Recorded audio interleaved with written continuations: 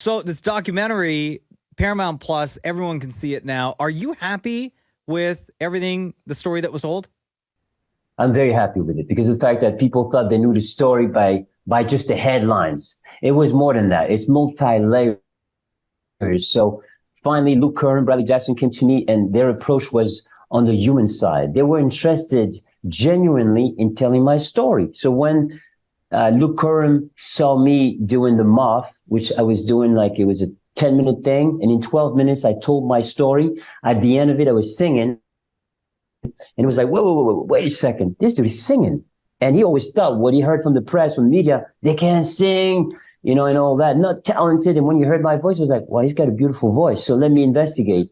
Bradley and Luke investigated. And the deeper they went into the rabbit hole, they were like, yo, wait a second. What about the label?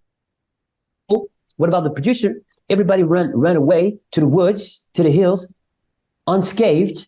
And those two took the fall. How is that possible? What happened to investigative journalism? It seems like the journalists from this time didn't want to ruffle feathers from the major labels and the gatekeepers. So there we were. We fell, really hard. Everybody left us, and we were the corporate in the end. So for me to be able to tell my story, to told it from those angles by showing the inner workings of the industry, of the music industry, because it's not something that you see often. And now people are more savvy about what's going on in the industry. So now I'm happy, but we can unpack that a lot more. So maybe a TV series, maybe a part 2. I don't know, but an hour and 40 minutes is not enough because I know a lot of people have more questions. Most people have an opinion of you guys that is based off what we saw with our own eyes. The press conference, the disasters concert where the backing track failed. People have an opinion of you and have always had an opinion of you, but what do they get wrong?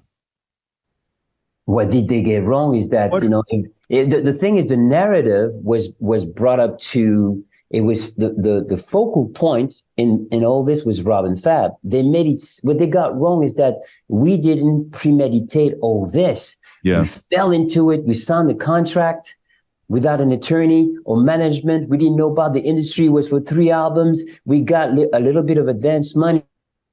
And then we thought, okay, can we get some more money? Oh yeah, of course, not knowing that money was not free. So when it was time to sing on the record, same thing happened with the guys who recorded the vocals. They were lied to. They were in the studio first thinking, oh, I'm involved with the project, I'm going to sing. Frank had to go to them and say, hey, wait a second.